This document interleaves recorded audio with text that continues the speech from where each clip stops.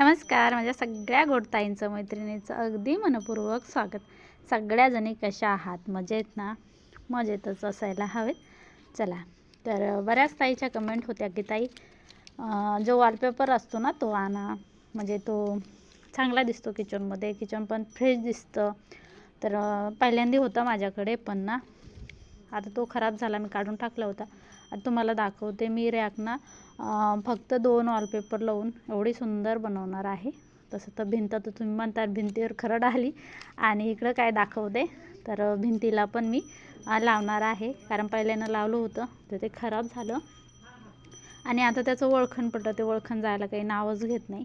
पण म्हणलं चला आता थोडंसं रिकाम पण झालं, आधी रॅक करू. आणि ते वॉलपेपर इकडच्या साईडनं दिसतं ना तुम्हाला पांढरं, ते राहिलेलं आहे. तर म्हटलं चला तेच लावून देऊ. तर सगळ्या मी भरण्या रॅकच्या काढून घेतल्या.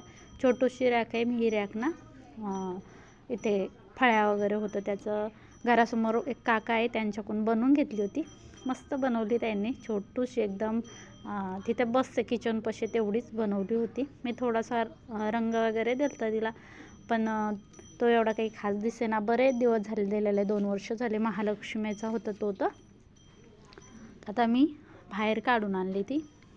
माझ्या इकडच्या साईडनं पण दार आहे, समोर पण दार आहे. तर जी आतमध्ये दार आहे तिथलं आणले. आता सध्या कापसामुळे सगळा पसारा दारी घरात आहे. तर तिथं स्वच्छ केला. डब्याचं जे भरण्या होतात त्याचे ओळखण पडतात त्याला, तर ते पण पुसून वगैरे स्वच्छ केली.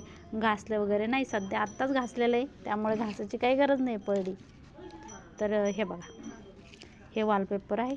आणि हे वॉलपेपर ना किचनपाशी जमत नाही, कारण ते तवाच खराब होतात. त्यामुळे आता हे मी बरोबर कापून घेते. हे पहा,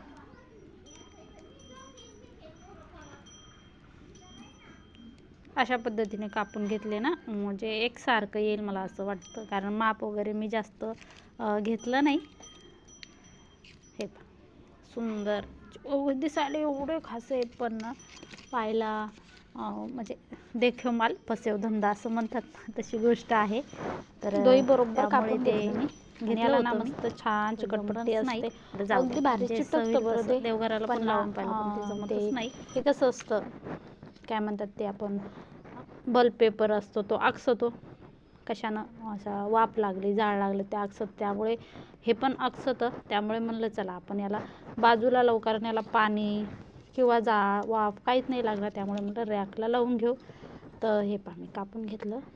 आता मी चला मला दाखवते लावून कसं लावायचं. तर आपल्या व्हिडिओला सगळ्यांना असं छान प्रेम देत जा, कमेंट करत जा, आणि सगळ्या जणींनी लाईक पण करत जा, नंतर हाईप करत जा. चला, तर हे पहा, मी असं काढून घेते. अशा पद्धतीने काढून घेतलं ना तर पटकन होतं ते, त्यामुळे वेळ वगैरे अजिबात लागत नाही. पलीकडे गव्हाच्या गोण्या आहे, तांदळ आहे, काही तांदूळ, गहू, ज्वारी, छोटे छोटे बाचके आहेत. कारण इतकं बादडं झाले आमच्याकडे, काय सांगायचं तुम्हाला. कुठं पण ठेवा धान्य बादडच व्हायला लागले. काही उपाय असला तर सांगा मला बादडाचा. किती चाळले चुळे तरी पण ते होतच राहते, ते काही जायनाच नाही. त्याला काय करावं हेच समजत नाही बघा. त्याच्यात गव्हामध्ये उन्हाळ्यामध्ये पाला टाकला, काड्याचे डब्बे टाकले, कोणी काही जरी सांगितलं तरी आम्ही टाकतच राहतो. पण ना ते अजिबातच एक 5-6 महिने होत नाही. एकदा हिवाळा सुरू झाला तर झाला, लगेच चालू होतात. आता हे पहा, मी छान लावून घेतलं, आणि ना थोडंसं कट करून बरोबर त्याला हे केलं.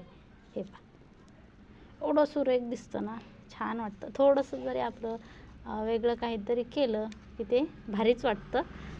पण करायलाच वेळ नसतो असं म्हटलं तरी चालेल, कारण आत्ता शेतातले कामं कुठंतरी थोडेसे कमी आले.